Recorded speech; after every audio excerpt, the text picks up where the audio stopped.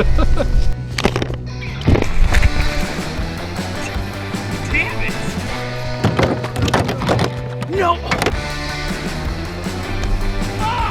What the?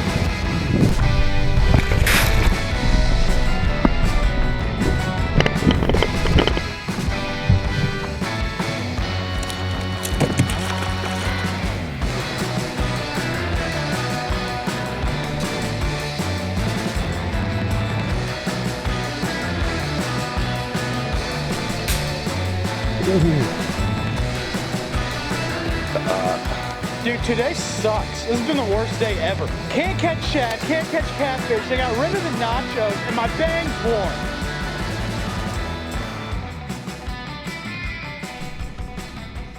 All right, welcome to episode 4? 4. Episode 4 of the Peelin Drag podcast.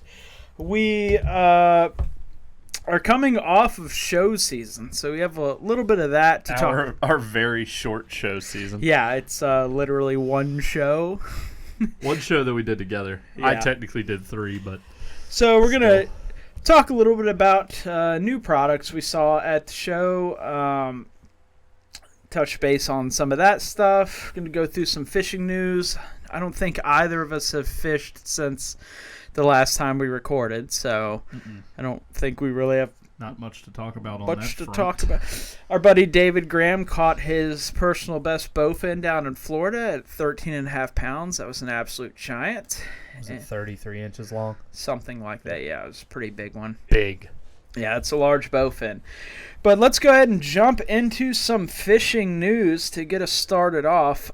I'll start. I seem to pick the most difficult names possible for me to pronounce every time we do this. Don't get us canceled. No, but I'm going to take a stab at it. No. I think I got this. Angler, this is from the IGFA. Angler Ing Yam Pin. I'm terrible at this. That was not a good stab at it. I'm terrible at pronouncing. And canceled. Yeah, well, that's okay. It's all right. Continue. Recently submitted this beautiful 28-pound snakehead to potentially set the IGFA men's 30-pound line class world record. He was fishing the waters of Rawang, Malaysia, when this giant snakehead crushed his lure. Following a short battle, he was able to land the potential record fish. After recording the weight, After recording the weight and proper measurements, the fish was released safely. This record is currently pending and under review. You said giant. Okay, it's a toman. Gotcha. Yeah, That's it's huge. giant snakehead. Yeah. You said giant snakehead. I didn't know if you meant it was a giant snakehead or if it was a giant snakehead. That's a toman. That's a giant right. snakehead. Well, they wrote it as giant was the descriptive word. It Gotcha. wasn't the name. They had just giant snakehead. I'm pretty sure the entire Chana genus is I don't think they separate snakehead records, do they? Except for all tackle. Yeah, only all tackles separate. As far as line class stuff, it's all one thing. Yeah. It's Chana they're SP. all like toman, essentially. Yeah. So that one's going to be hard to beat here. But no, that's just an absolutely giant snakehead. It looks like one of those fish pillows. It doesn't even look like It looks like one of the fish pillows you get out the dump bin at Bass Pro. Yeah, it doesn't even look like a real thing. But absolutely massive snakehead. Really want to get over to Malaysia and do that at some point. Just incredibly crazy catch. What do you have for us? I have a story about a Minnesota boy that landed a giant walleye to win a massive ice fishing tournament. This is off of Yahoo Sports. So the 13-year-old boy was the top angler Saturday at a Minnesota charity tournament. This is actually last weekend. That attracted participants from around the world. Zach Padros. Oh, we're gonna make fun of people not being able to pronounce names. It's a little difficult. Claimed bragging rights at the 33rd annual JC's ice fishing extravaganza by reeling in a 9.45-pound walleye that struck his jig at a depth of 50 feet. Is there a photo with that? There is a photo with it. Is it like a drone photo of just everybody out on the ice? No, it's just one dude standing there with it. Okay. I think I saw With a walleye. That's pretty cool. It says 12? He is 13. 13. The fish weighed I don't know why they felt the need. The fish weighed 9.45 pounds, and then they also said they are the most sought-after game fish in Minnesota. The state record is 17 pounds, 8 ounces. I mean, I don't know if they're the most sought after. I mean, they might be the most sought-after, but why'd you have to be like, yeah, this kid caught a big one. State record's twice that. Yeah, it's kind of Congratulations, kid. dull in his shine a little bit. Boasted that nearly 12,000 people from as far as Australia, France. Oh wow, it was a online tournament as well. It was in person and online. Well, there's no way Xander are included in that. No. Or well, It says a record 14,300 holes were drilled into various lakes by volunteers on Friday. The kid won an F-150. I'm reading this as we go. I did not read very far into this story. I'm reading it now, and this 13-year-old kid won a brand new truck, and I'm mad. So by the time he's able to drive it, it'll be pretty much useless. Perfect. Yeah, you won a 2023 F-150. By the time you can drive it in 3 years, it'll be worth $4,000. So this kid won his dad a new truck. Nice. It'll have 12 miles on it, and it will be broken down. Yeah, that's funny. It says it had to be claimed by his legal guardians. Well, figures. Let's see. The group that hosted this tournament has donated over $4.3 million to 75 charities since this event was started in 1991. So it's apparently a pretty successful tournament. $4.3 billion raised in 30 years. That's pretty serious. The F-150 was donated by a local dealership. It's a charity write-off or something. Yeah, but still, 13-year-old kid caught a almost 9.5-pound walleye, won a brand new truck. That's pretty solid. I think I was scrolling today, and I think I saw like a Yahoo Sports article or something on it. It was like a drone. It was on Yahoo Sports. Oh, was it? Well, there you go. It was like a drone photo, and it was weird. Like all of the ice fishing holes were like set out in a grid almost. It was crazy looking. I don't know. Wonder if it's one of those tournaments. I've seen tournaments up there where they have like somebody goes out, drills a ton of holes, and numbers them, and you draw a hole number out of a hat. I could see that being the case. I don't know. Interesting. But so that's all we have for fishing news on this episode. We're gonna move over into what's new in the fishing tackle world. Like I said, we're just coming off of a couple of shows that we did. Grant, you did 3 shows, or Yes. Yeah, you did 3. I only did 1. I don't. Well, 2 of mine were the fly shows. Right. So we have some new stuff we've seen, and I'll start. This is actually a company I saw at the fishing. Actually, before we get to that, new stuff. Yeah. The new product. Yeah. Well, I'm doing that. Gotcha. Right now. Yeah. Okay. Okay. Give it the program. Never mind. The new product that I'm going to, it's not even a new product really, it's just new to me. It's the Raptor tackle roll. Yeah, those things were cool. Yeah, it's essentially a Yeah, they're actually not at all new because the dude had one from like 1990. they're new to me. I'm putting people on them in case they don't know. The tackle segment has an asterisk next to it. Yeah, it's just kind of like a tackle segment. I don't know if it has to be new stuff, but this product is essentially a wrap full of like heavy kind of nylon bags that you slide your baits down in, and it just so happens that like a week prior to me seeing this, I was up at Green Top here in Richmond, Virginia, looking for basically that sort of thing, something you can put bigger baits in or walleye rigs. Just, you don't always need a tackle box. You need something that's easy to throw in a backpack or something. And these Raptor tackle rolls are pretty legit. So they come in a bunch of different sizes. The website is raptortackleroll.com if you want to check them out.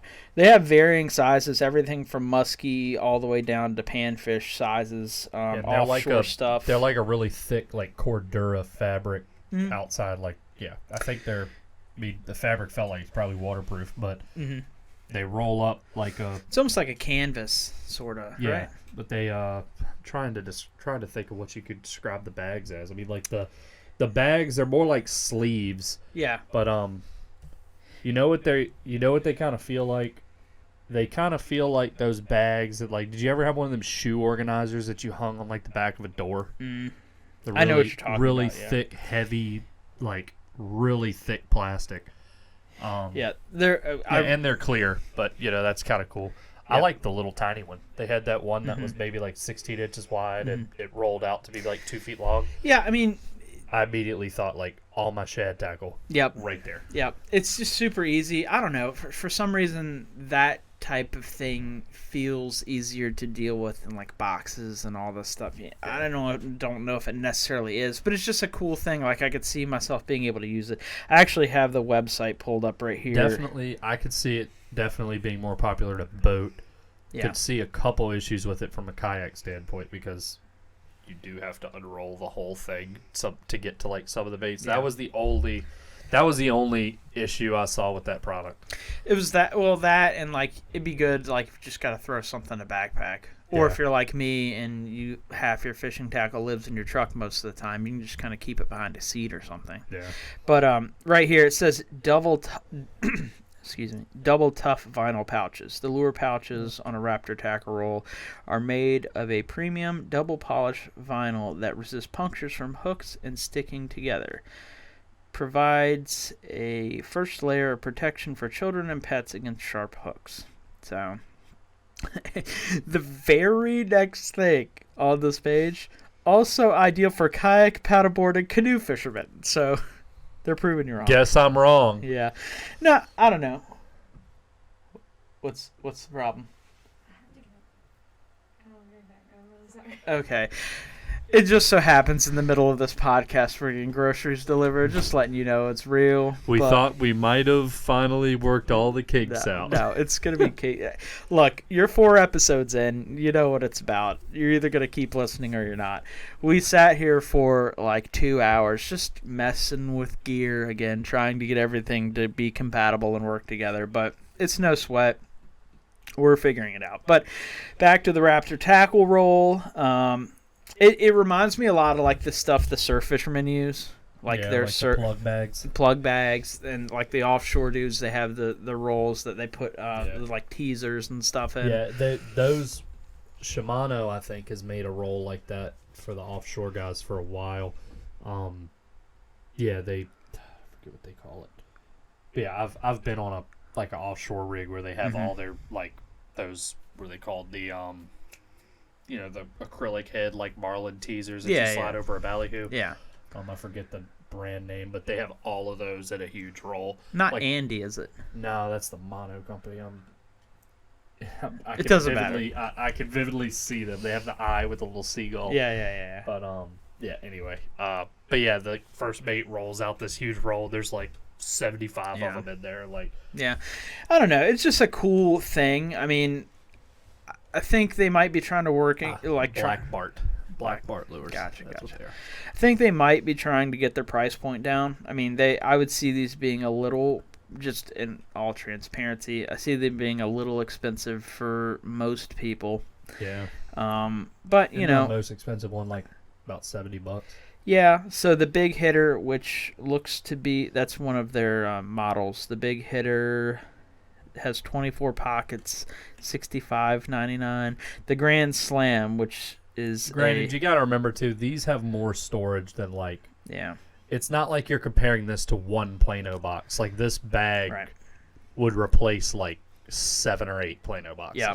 So if you're a musky fisherman, here's a good example. The Slugger Pro has 8 pockets, so you can imagine it's pretty big. It goes for $80.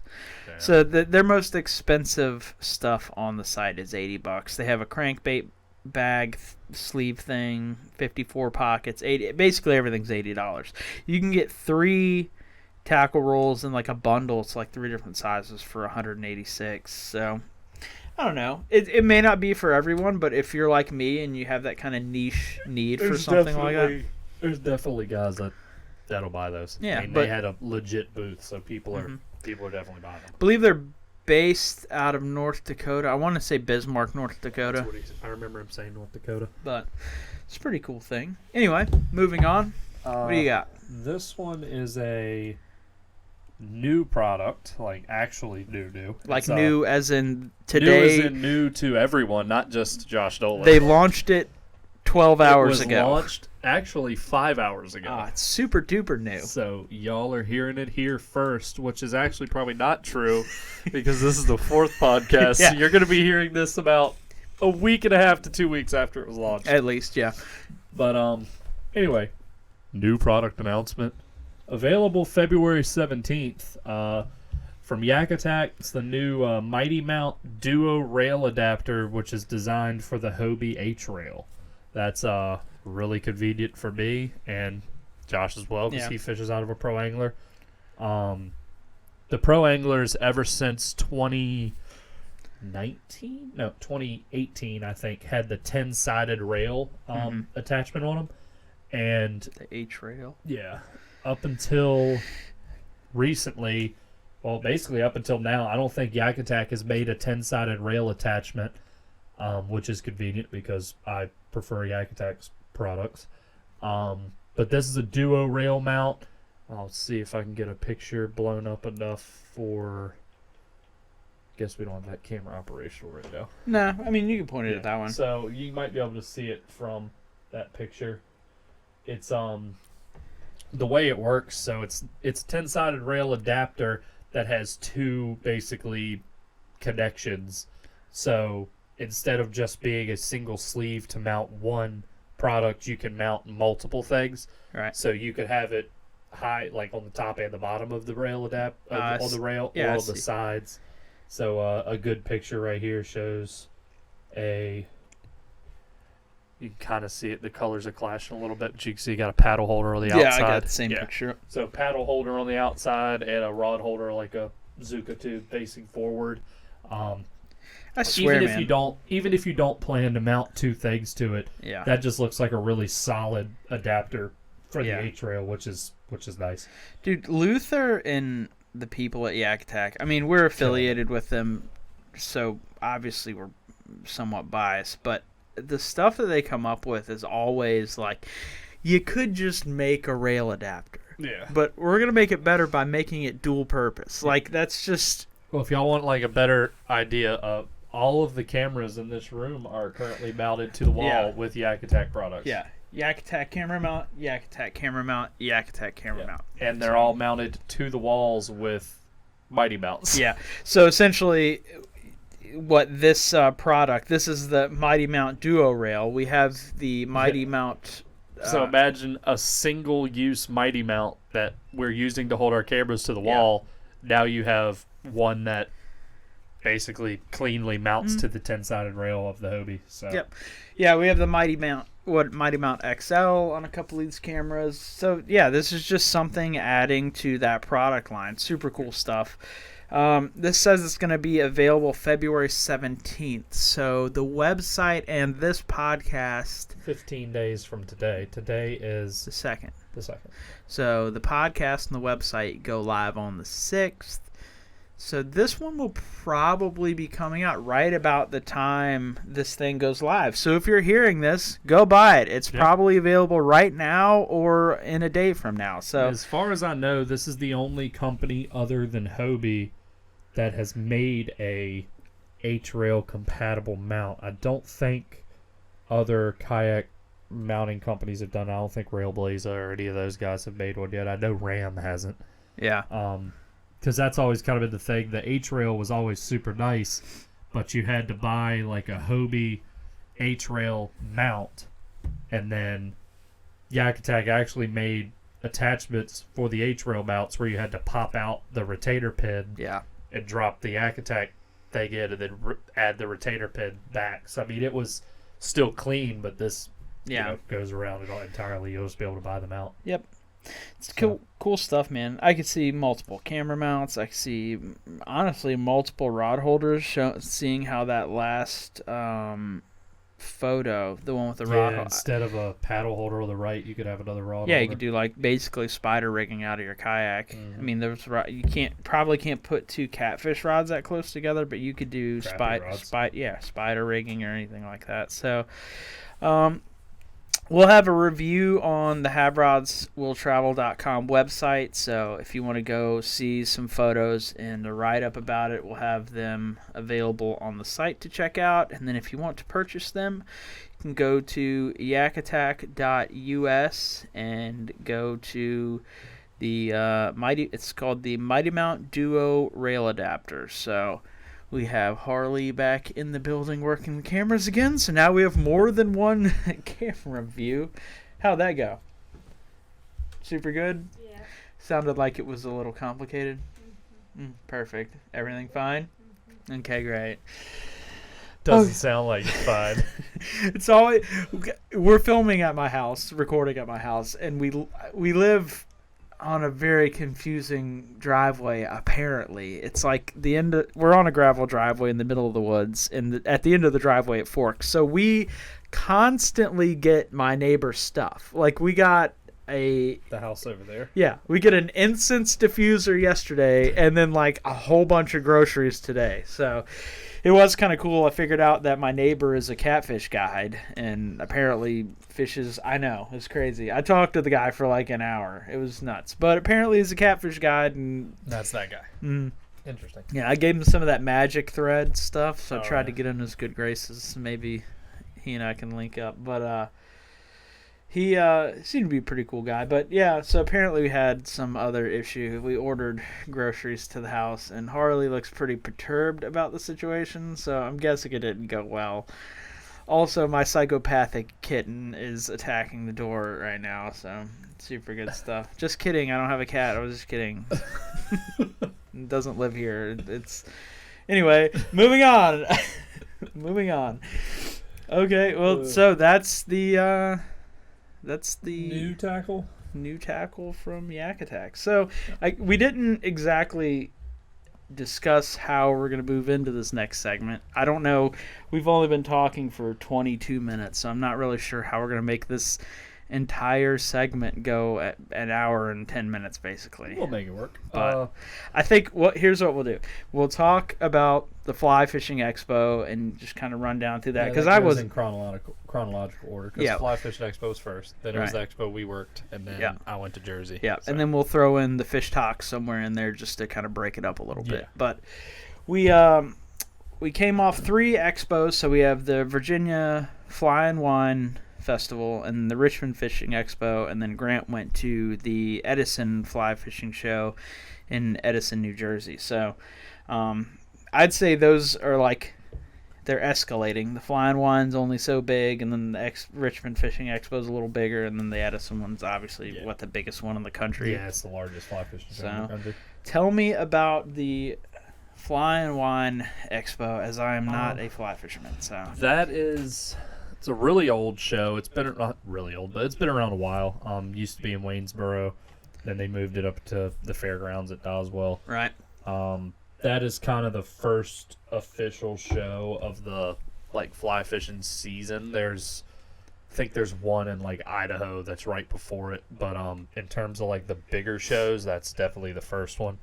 It's one of our local shows, so that one's always really easy. yeah, As some of y'all might know, and even if you don't, I'm a Norvice fly tying ambassador humble brag. for the company. Humble brag. Yeah, I'm kind of a big deal. Yeah. And, but yeah, it's whenever I go to that show, I'm always in the Norvice booth tying and selling flies. I don't know what it is about Richmond, but Norvice does really well at that show every year. We always just move an insane amount of ices at that show. Right. It helps. That show has kind of started dwindling a little bit. I think all of them kind of have, though. Yeah, but like this one is Okay. dwindling a little.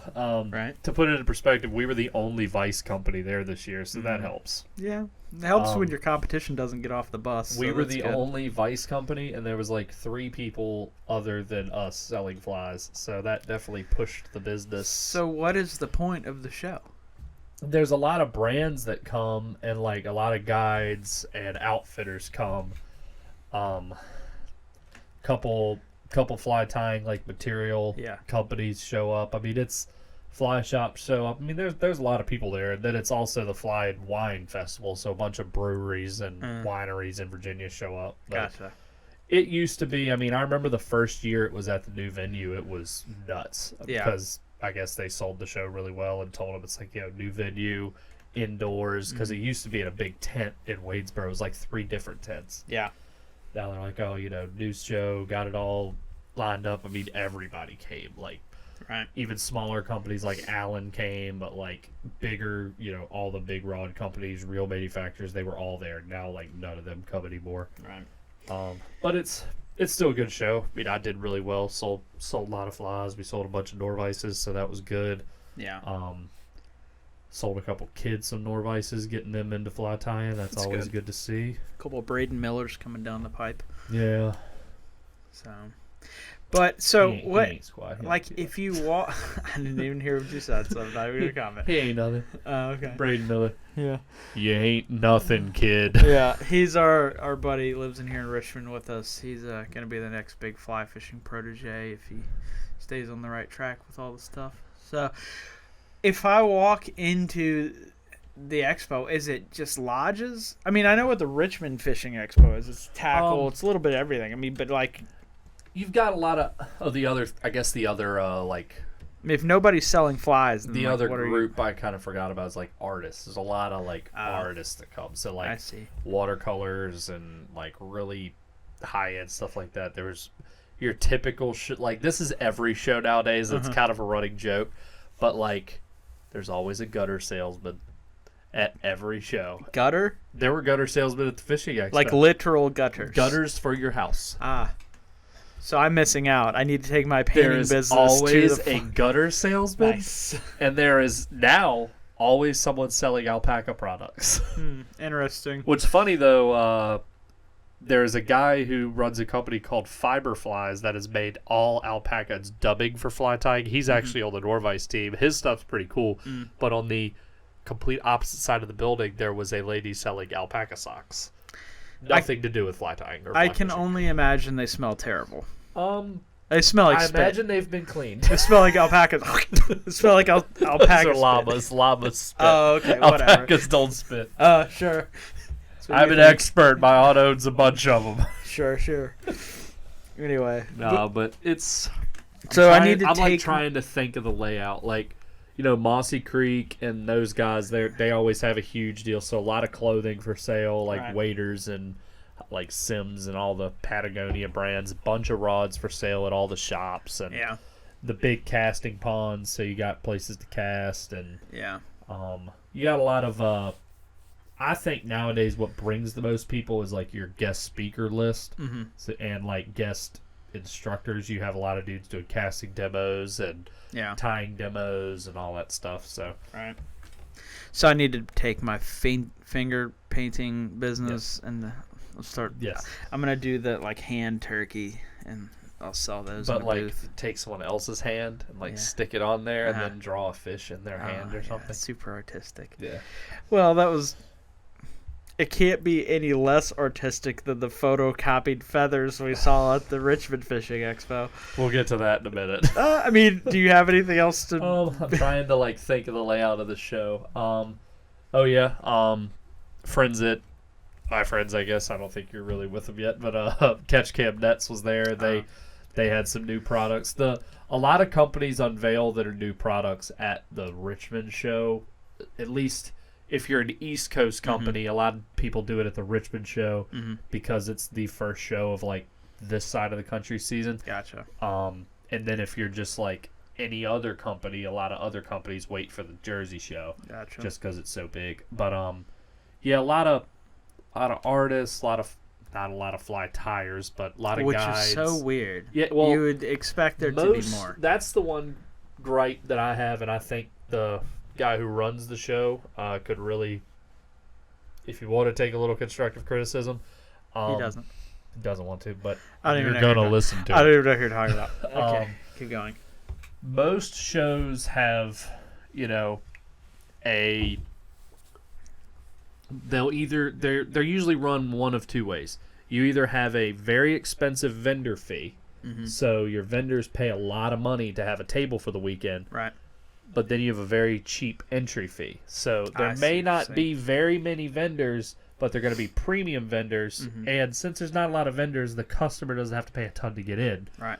So you feel like you get your money's worth. Right. Or you have a very steep entry fee Mm-hmm. for a customer, but an extremely cheap vendor fee. Right. So, yeah, they're paying a lot of money to get in, but freaking everybody's there. Yeah. This show is extremely expensive tables, and it's fairly expensive to get in. It's $25 a head to get in. Yeah, it's not cheap. I do think the $25 though, it's a little justified at the Richmond show because you get the wine and the alcohol with it included. So yeah. that's a little different. But like the one thing I would like to see at this show would be what a lot of shows have, which is a tires row. Yeah. A lot of shows, the whole outside of the building Yeah, that would be sick. up against the wall is you can pay less to be like just get instead of a booth, you get a table this big. You get an 8-foot fold out or a 6-foot fold out table, and it's like $200 for the weekend. Mm-hmm. Because realistically, I mean, a lot of these shows, like an 8 or 10-foot booth for the weekend's gonna be close to $1,000. Yeah. Unless you're one of these big names, you know. Yeah. Whoever, just whatever name you want to think of in the fly fishing industry. Pat Cohen, Blaine Chocolate, Ben Wally, Yeah. whoever. Right. I mean, these guys who are big, you're not selling $1,000 worth of flies. Yeah, that's a lot. That's $1,000 worth of flies to break even. Yeah. I mean, you're not showing up to a show to break even for the weekend. Yeah, that's tough. I mean, when you could just, especially with the way social media is nowadays, I mean, look, I posted, hey guys, my show season's over. I got these boxes. Yeah. I sold $200 worth of flies in 20 minutes on Facebook. I mean, I don't know.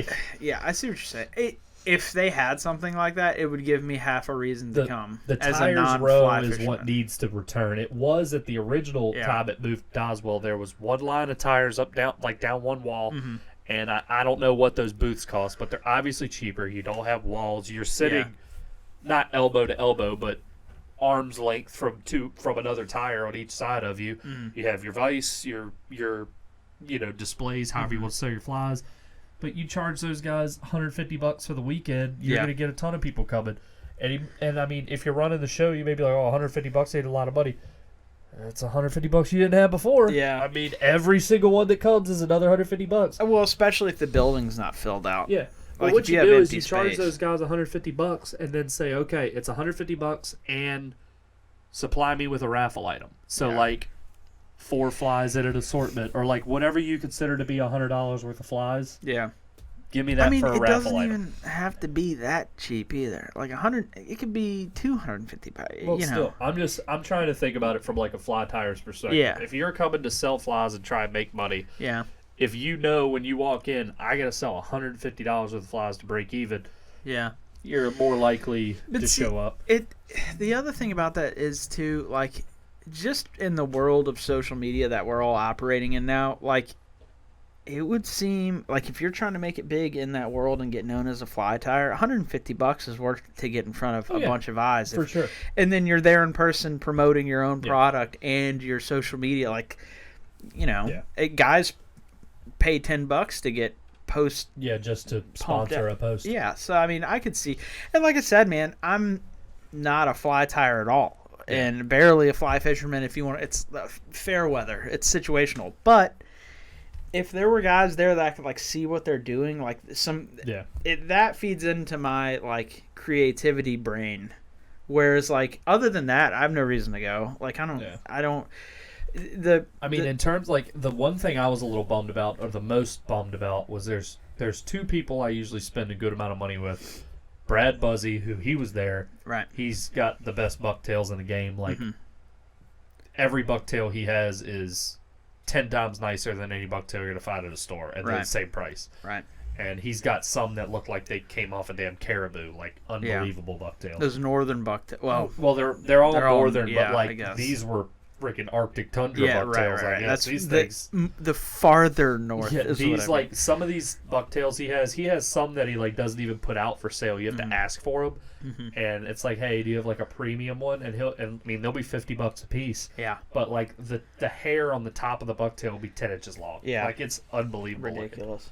looks like they've got a sail hanging off of it. Like, I can't imagine what that looks like in the wild. Deer puts its tail up and it's a stop sign. It's It gigantic. gets blown over. Yeah. But yeah, he's got some really cool stuff, and he dyes all his bucktails himself. So like, not necessarily the quality of the bucktail, but the colors too. Right.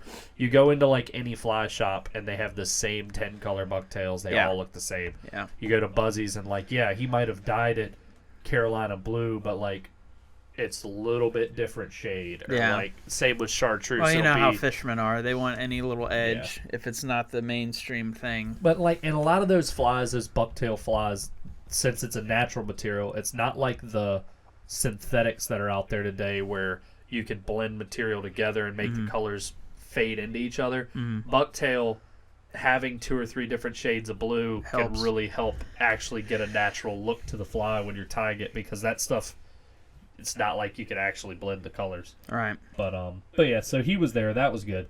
The other guy that usually comes but didn't come this year was Bear's Den. He was at Edison, but he wasn't there. He sells big Arctic foxtails that he dyes a bunch of colors, and I usually pick up some of those. I gotcha. But yeah, I mean, the show was good. It's always good for us. We have a big booth, and I feel like since it's a local show, I've got a bunch of like local people that see me there every year, so they come to buy flies from me. So I always do well at that show. I mean, the other thing too, man, like the majority of at least my experience with it, like going to a show is seeing people and rubbing elbows with people, and if you're charging $25 a head, that's hard to get that environment going. And you know, fly fishing's like, kind of I get the $25 for one that's got alcohol. Like, I understand makes that. Sense. But like the fishing expo shouldn't cost more than $10 to get to the fishing expo. Yeah. Like, I mean, really. I mean, at least for Central Virginia, there's only a few. It'd be a little different if we were in like Texas or Florida. Right. There's only a few like situations throughout the year where you have a gathering of fishermen, and you know, for us in the kayak fishing world in which we operate at times, that's the tournaments, Yak Tech tournament, you know, whatever. Like, that's when we'll see a lot of our friends we don't normally see, and then like the fishing expo. So it's more for us. I mean, we're working the show for Appomattox River Company and helping them push kayaks and help people get into kayaks and figure out, you know, how kayak fishing works and all that. But the other side of that is we're seeing people we haven't seen in basically a year. Yeah. I mean, everybody gets busy nowadays. You don't see a lot of people, and I mean, that's my takeaway from these fishing expos. I mean, we have really good tackle shops here in Central Virginia. We're lucky with that, so we really don't need, like, you always hunt around. Well, it's like the fishing expo this year. Like, we'll transition to the fishing expo now. So that's about all I had to say about the fly show. It was good, the Richmond fly show, but like at the Richmond Fishing Expo, it's essentially a bass show. Granted, Catch the Fever was there this year. They had a really big booth. That's where I got the shirt and this hat. Well, amazing. Anyway, but they had a big booth, and then but you know, Green Top has the biggest booth at the show. Yeah, and their store is 5 miles down the road. Yeah, like, well, that's the thing. Like, guys like us who shop Green Top religiously, we could just avoid the whole center of the store of the show because we're like, oh, I know where every item at the store is. Like you have in my travels throughout the country, humble brag, flex. I've noticed that it just so happens that little old Richmond, Virginia, has one of the best tackle shops in the country. You know, short of your box chain stores, honestly, Bass Pro, Cabela's, all that. But like, I've probably been in 75 to 100 tackle shops around wherever I've been, and Green Top, Ocean's East, and honestly, one that's overlooked a lot is Bobcats down there by Kerr. Bobcats is sick. Especially if you like Zoom. They have every Zoom product in every color. It's unbelievable. The cool thing is these are all like small businesses. These are single stores. Like, I mean, Ocean's East, I think, has 4 locations. Yeah, but we know the guy that owns it. I mean, you know, it makes it easier to support a business if you know the people that are running it. You know, I mean, I've shopped at Green Top I have memories in Green Top first- prior to everything. Probably both of our first rod reels, one way or another, came Right. from Green Top. Right, absolutely. So, needless to say, the Fishing Expo doesn't do a lot for us. I mean, we have a Bass Pro 5 minutes from here, and I never go there. I go to Green Top. We have a Bass Pro, a Cabela's, and Academy. Had a Gander Mountain, but We had a Gator Mountain, but Green Top said, let me get that. Yeah. And then Literally, Green Top, if you don't know, check them out. GreenTopHuntFish.com. They literally, they're the largest gun retailer on the entire East Coast. they're like the top distributor for Remington products. Yeah. And they've been around 75 years. I had a hat in here. they I were guess in a very small building. Yeah. And the aisles were so packed. Yeah.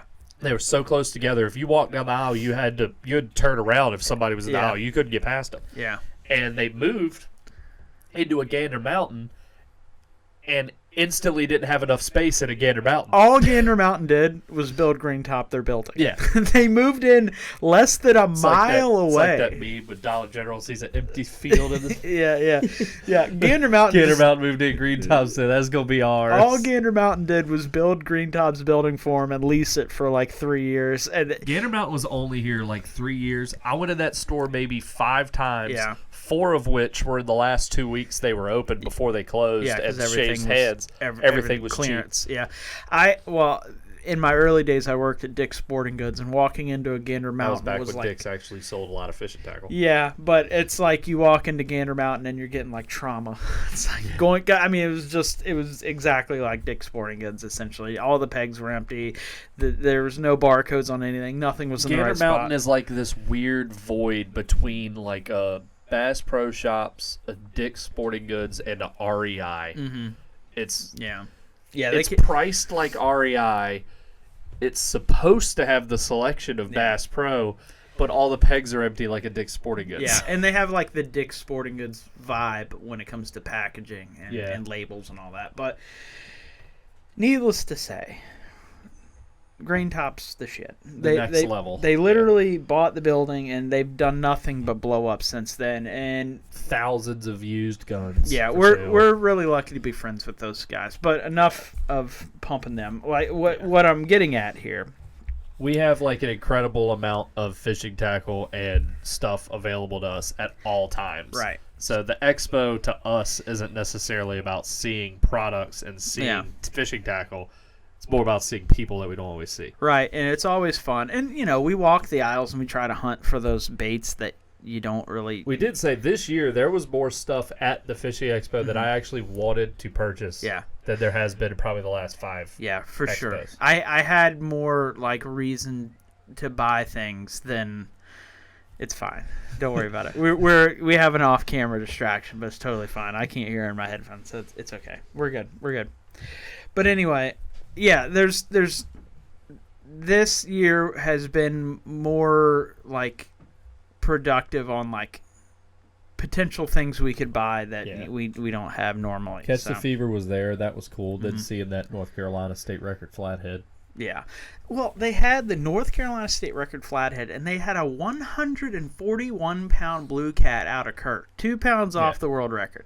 Both were mounts, by the way. Yeah. They were replica mounts. fiberglass reproductions. But to see the sheer size of a near world record blue cat, you hear 143 and you kind of have an idea, but when you see that mount in person, you're like, there's your brain doesn't understand it. You know what I mean? I will say the flathead mount,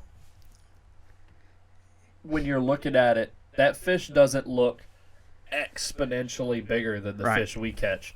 It's just when you look at it, you can see where its girth doesn't end. It's the same thickness from its head all the way to the knuckle in its tail. Yeah, when you stare down the barrel of that fish and you're looking into its mouth, I mean, it's thick. I would like to know how long that fish was. So Tyler Barnes is out of Noose River, North Carolina. I don't know where he lives. I just know he caught that fish on the noose, and he fishes the noose a lot. He's on the Catch the Fever team. He caught that fish, got his payout for the state record stuff. $10,000 check. I don't know if it's 10 or 5. I think it's like that. 5 if you catch the fish. If you catch a state record fish on a catch the fever rod, it's 5. And then or- if you're wearing apparel, it's another 5. Yeah. Something like that. Or it might be 10 and 20. I don't know. I don't know the exact numbers. It's not the point. But he caught that fish. It was 78 pounds, broke the North Carolina state record. And he told me, Tyler Barnes was there. He told me that fish was like inches shorter than what it was. He said, I want to say he said it was like 54 or 55 inches long. All of this with a grain of salt, people. Yeah. I'm going strictly off of memory. The video's on TikTok. You can see him release the fish. It's huge. Yeah, I think it's Tyler Barnes _catfishing on TikTok. I believe. I think it's like Team Dinks. That's a different thing. Oh. I can tell you right now. I'll look it up. I know he goes live on that like Team Dinks catfishing. Yeah, or something. let me turn my volume down. My TikTok algorithm is wild. So, There's no telling what's gonna pop up. yeah. Let's see. Tyler Barnes. I'm following him. It is Tyler Barnes _catfishing. He has 23.7 thousand followers on TikTok. But yeah, he caught that fish I think in like August. Like it was just The fact that it was that big Yeah. in a river. Yeah. I mean, here's his release video right here. Yeah. Well, you're not screen recording, so you won't Yeah. get to see it. I'm gonna like pause it when you can see the fish. Yeah. Really well. But he I talked to dude, that fish is way bigger than what that mount looked like. Look when they go to put it in the water. Yeah, that nothing. If I caught a flathead of Look that at size, how long that fish is. yeah, it's ridiculous. Like if I caught That makes it dwarf the ones we catch. That mount did not do that fish justice. if I caught a flathead of that size, I would. That's it. You can put me in the ground. I'm done. I've achieved what I've needed to achieve. Like that. Yeah, that fish is. It may not be 54, 55. That fish is 50 plus inches long. Oh yeah, That thing is he said it was somewhere in the ballpark of 55. I think. I just Yeah. can't remember exactly. But the deal is, I talked to him about like what the Neuse River environment is like, and it's a lot like the rivers on the upper end of Kerr, I think, where it's really woody. You can look at the videos when he's fishing. It looks a lot like the dam. Mm-hmm. And he fishes with a jet motor, so I'm sure that's the case. Yeah. But he told me that their flathead fishery down there is a lot of like 30 and 40 pounders. Like it's kind of the same weight as here. Yeah. Like their trophy is about 40 pounds, maybe like a big fish, like a really big fish is like 50. Like that thing was just A freak. an anomaly. So it's super cool. And Tyler, like, Wonder how much it beat the old state record by. I don't know. I mean, I might be able to look it up on the fly. I just don't want any dead air. But let's see. North Carolina state record flathead. If I can bring up the article, it should tell Might me. tell you the old one. It was 78 pounds, 14 ounces. Let's see. Essentially an 80-pound flathead. Yep. Just So we'll read it. 40, 70.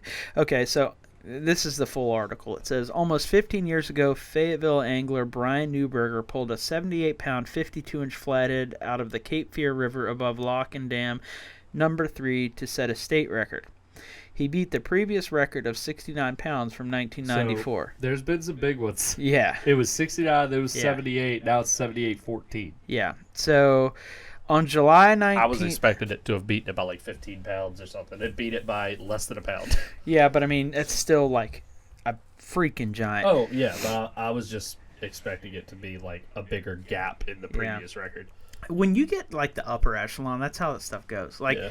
our new state record only beat the old one by It's like okay. That's only 50 pounds lighter than the all-tackle record flathead. which was Caught on spam. No, it's supposedly caught on a minnow and like a Zebco 33. Zebco 33. I swear it was caught on a chunk of spam. No, I know no, I read no, that. No, that's complete bull. It was Looking it up. it was caught by a crappie angler on like 8-pound test on a Zebco 33. I do know it was a Zebco 33. But that fish, that particular fish has come with nothing but speculation since it was turned in. Most Really? people think it was like near death, and the guy kind of like snagged it Picked in the it mouth. Think about a 123-pound I flathead. can't. Like you, you're not catching that on a Zebco 33, especially a Zebco 33 with 8-pound line. Or should say And the fact that like no flathead has ever been close to that. no. The only ones you ever see that are anywhere near the ballpark are all caught on like limb lines and trot lines, and they're all like I feel like every half a dozen years, like every half decade or so, probably longer than that. Maybe every decade you hear of a triple-digit flathead. Yeah. And it's always some dude in like deep Mississippi running a limb line, and they'll catch it, and it doesn't count for anything. That's the fish. Yeah, show the camera that fish. I don't know if you can see it. It'll probably focus, but I mean, the fish looks like it swallowed a bowling ball. Yeah, it's just it. And it's also in noticeably horrible shape. But yeah. Who knows? I mean, from the looks of the picture, it's not like that fish was taken very good care of. Well, it also wasn't dead either. Like, that fish still has plenty of color in it. So it's hard to say what the truth is. With any record catch like that, you're going to have a certain amount of speculation. I mean, it says fish was over 5 foot length. It's 60 inches. That's... I mean, in that picture, it's over 5 feet. Yeah, that fish is that huge. is insane. But, I mean, like I said, every record fish comes with speculation. The 143-pound blue cat, there's been speculation around that thing. They say that I've heard murmurings, and I'm not going to say one way or the other, but supposedly it was supposed to have been caught on a jug line or something. But who knows, dude? It's... If you're here you go. You want to know a cool story? If you're the top dog, everybody's coming for you, so it says, doesn't matter. Did you know Paulie's flathead catfish was frozen for many years before it was presented to the Kansas Department of Wildlife, Parks, and Tourism in 2016 for further examination? It says researchers determined using DNA evidence that the flathead catfish was only 22 years old and grew extremely rapidly and was a male. How's that even possible? Everything you just told me doesn't make sense. The fact that it was only 22 years old. Using fin DNA, it was only 22 years old, grew extremely rapidly for the species, and was most likely a male. Apparently, I don't know if I believe that, dude. Biologists don't always get it right. There was an argument that one of the gars was supposed to be a world record long nose, and it was a hybrid or an alligator. I mean, biologists don't always get it right. It was 1.55 meters. God, that's massive. Anyway, back to this Tyler Barnes story here. So it says on July 19th, Pikesville's Tyler Barnes streamed a video onto his Facebook page showing a 78.9-pound flathead weighed on certified scales at Goldsboro Easy Bait and Tackle. So the article says this would-be record has yet to be recognized, but since this article has very clearly been recognized. Just weeks ago, let's see... Melhorn reported a potential record blue catfish landed by Joey Baird from Lake Gaskins weighing just over 121 pounds. Yeah, that reminds me.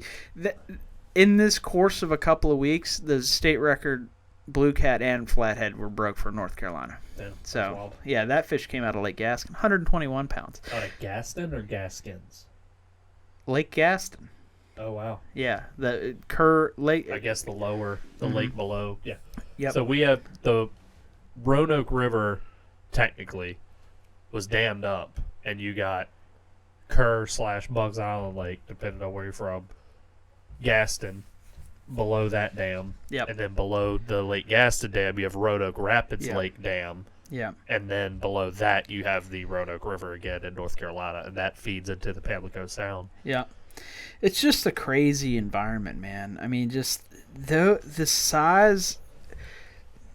The size of the fish that can come out of that sort of ecosystem is ridiculous. Yeah, I mean, for years and years, James was thought was going to produce the next world record blue cat. Was like, I remember when I was growing up, 72.5 pounds was the state record blue cat for like a long time, like 15 years. Yep. And everybody's like, oh man, that's going to be a brutal one to beat. Yep. And then somebody called it 75, and then like 6 months later, it was like an 80, like an 82, 88. Then someone finally broke 100. Then I don't know, it's like 143. Well, so the funny story with all that, Harley and I started dating, and the week that we started dating, the 107 state record was caught. And we're like, oh, let's go check it out. We went up to Bass Pro, and that's when all you guys worked at Bass Pro, and we got to go like behind the tank and like see it in the holding pen. It was in like a hog trough, and it's just this massive fish. Yeah, when you bring a fish, like Bass Pro will buy a fish from you if you've kept it up. They'll come inspect the fish. Hopefully that dude wrote that check before the 143 was caught.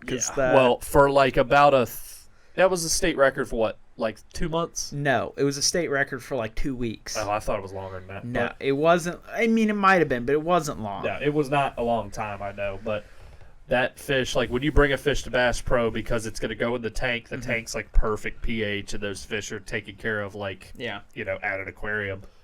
That fish came out of, did it come out of was that fish out of bugs? Yeah. Yeah. I believe so. Yeah, because it was 2 state records in a row came out of bugs. Yeah, I remember that. And we drove down there, got the fish, brought it back, and they have to acclimate them. So you hold them in these big holding tanks. Make sure you're not bringing in any parasites on the fish. You basically slowly acclimate them to the pH, and they expel all the bad stuff, and then you drop them in. Yeah.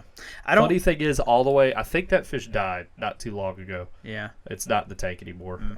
But the funny thing is, all the way up until I stopped working there, that fish never stopped eating other fish in the tank. I mean, it's 100 They pounds. consistently had to keep putting bluegill in there. The crazy thing is, too, is it lost weight. I mean, it was like they periodically checked that fish. Yeah. And that fish was like 84 pounds at one point. I mean, it lost like 20 pounds. Yeah, I mean, you go into Bass Pro and that triple-digit fish that you think you're looking at really weighs like 80 pounds. So it just gives you an idea about the size of these fish. But yeah, we went in, got like the little tour behind the thing, saw the fish. That's crazy. It's never going to be broken. I was like, it wasn't long after that the 143 was caught. A month or so later, there's a 143-pounder. Caught by Nick Bass Anderson. Pro went down there to get it. They wanted to get that fish too, and they got there, and it was still alive. But they were like, we're not saving this one. Yeah, but but that's the deal, man. We grew up on the James, and our whole lives you hear about James River blue cats and the next world records coming out of the James, and like everybody believed it until the bugs fish started happening. I think when it was 107, everybody was like, the James still, it's going to be then 143 happened. Everybody's like, yeah. I don't think we clearly weren't planning on talking about this today, but it's a good point. River fish and lake fish are. It's interesting because, like, river fish, even though it still wouldn't surprise me if someone caught a 150-pound blue out the James. I mean, it would be surprising or like we said, shocking. Yeah, not necessarily surprising. Yeah. I mean, it's the James River. It's huge. Yeah, so much food. But the deal is, there's current. Yes. In the reason why a place like Bugs, being a lake, is growing fish of that size is because if you have 2 fish at 100 pounds. Say you have 2 fish, one's in the James, one's in Kerr. That 100-pound fish is burning calories every second it's alive. So it has in the James. It's fighting that current all the time. Well, they're both burning calories. One of them is burning exponentially more. So for that James River fish to get to 150 pounds, it's got to eat way more. Well, and it's a microevolution thing too. Like a river fish, it doesn't like these fish are only going to do what it takes to survive. They're doing what gives them the best chance to survive. Yeah. It doesn't do that fish any good to be fat and sloppy. It's got to swim all day. Yeah. So they don't have a choice. Yeah. So, but that's the thing. These fish in places like Kerr, yes, there's some current in Kerr, minute, because it is a bunch of rivers coming together, but it's not the type of current you have in the James, which is basically the largest outflow but still, in Virginia. Most of those huge blues aren't getting caught at the top of the lake either. They're getting caught down in the deep water, the Goat Island and places like that. But it's just crazy. Like most of the blues are getting caught below Clarksville. Yeah, big ones. But that's the thing.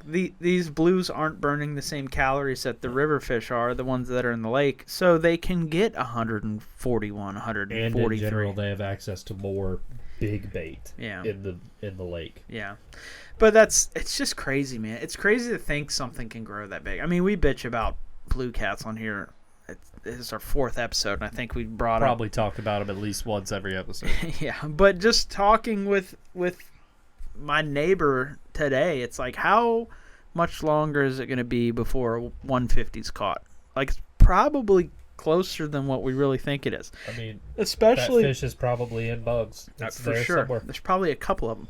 It's just Bugs is so big. But you have all these people getting into catfishing now on like not just getting into catfishing, getting into it on a level in which is unparalleled.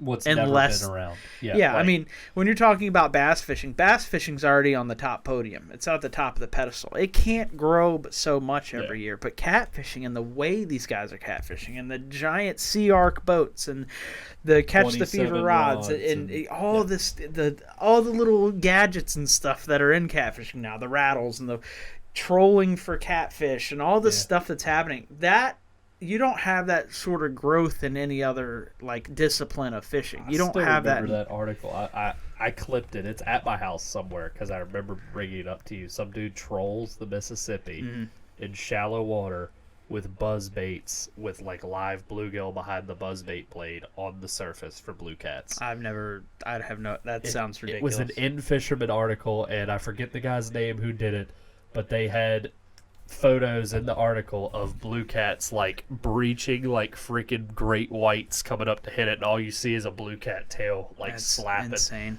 Some catfisherman's just like, let's see the dumbest possible way I can catch a catfish. Well, like some of the stuff. Imagine doing that and be like, hey, you're gonna eat this. Like, oh my god. Yeah.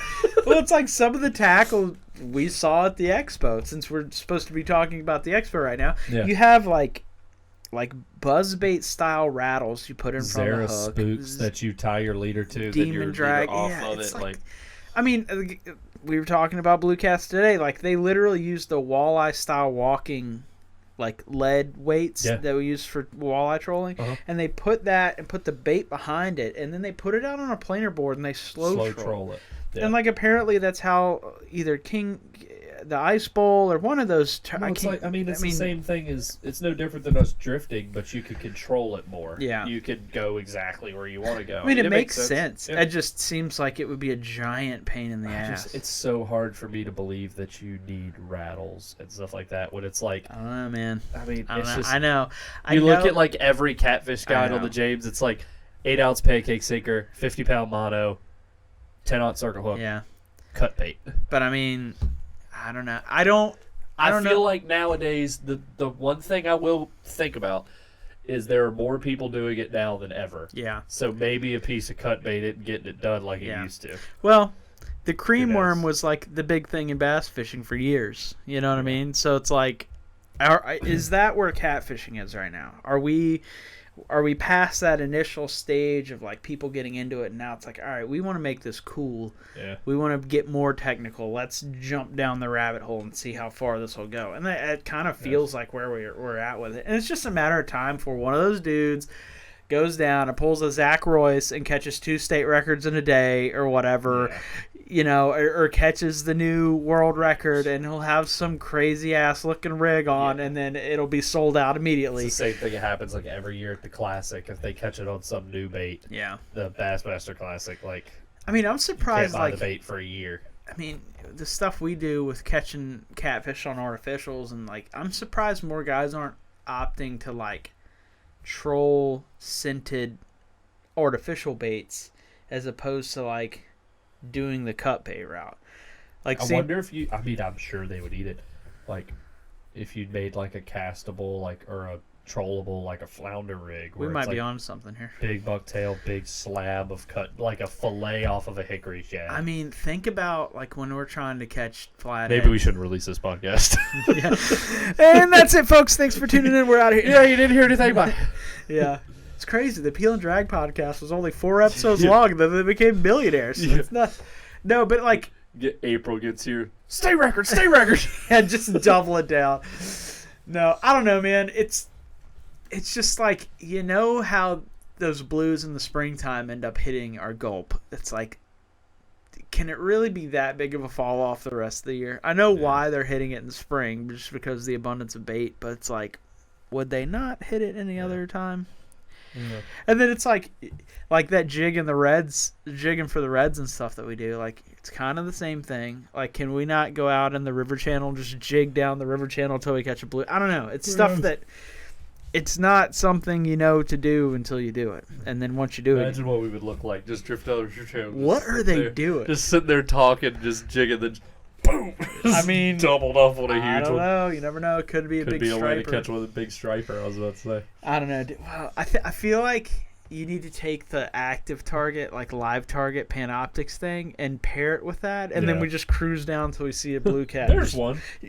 I mean, I don't know. If I had live target money, we'd already be doing this, but I don't. So Please donate to our Patreon. And if you want to send a live target to that PO box, I mentioned Yeah. it the first 3 episodes. Lowrance, Garmin, Hummingbird. We don't care. No, I need a Lowrance active target, please. So it'll We'll be. make it work one way or the other. Yeah. But anyway, yeah, it's just crazy stuff, man. The world of catfishing and like where all of that stuff can go, and then just observing it from the outside, I would say, because we're multi-species guys, so we're not big catfishermen, but observing it from the outside and seeing the enthusiasm in which people are coming up with new gear, buying gear, and changing the ways they do stuff. Catfishing, I think catfishing's biggest thing. It's like bass. If you look at, like, if you break down the accessibility of all these types of fishing, Mm-hmm. everybody's got a pond they could go to that's got largemouth. Yeah. Anybody could go. I mean, 99% of the people that fish can Yeah. drive less than 30 minutes and go catch a bass. Same thing with catfish. They're in 80% of the bodies of water. It's in the half lower of our 40. problem. Yeah. We've bitched But about it for it's episodes now. the reason it's so popular is because everybody likes catching fish. Let's be honest, catfish are not hard to catch. You can go anywhere and catch them. So that's why they're popular. I get why they take up such a lion's share of the tackle industry. But like, it is advancing at a really strange rate all of a sudden, in the past 5 years. It's just I don't know, man. I mean, I remember the catfishing forums when I was in like high school, and like guys were doing it out of pontoon boats. Like that was the catfishing rig, and like I don't know, just seeing that, and then fast Think forward about 10 doing years. it out of a pontoon boat nowadays, where they're putting like 450 Rs on them. Yeah, It might still be the move. You're not sacrificing it. Your houseboat has 56 rod holders and a 300 Yeah. horsepower on it. No, I don't know, man. It's a crazy world, and it's a crazy avenue that stuff's going down. That it really wouldn't surprise me if somebody busted off a 150-pound blue at any given point. I mean, really. And it's coming, whether it's this year.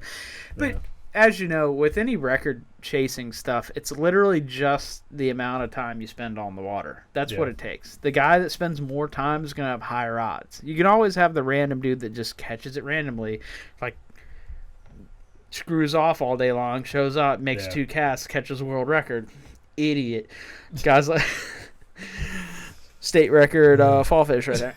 But like you have those guys, and you have guys that are out there every single day, and the more your lines are in the water, the better your chances of getting in front of a fish of that caliber. So, And that I will say, the catfish culture down there in Kerr, I noticed it a few years ago fishing tournaments down there with Connor and stuff.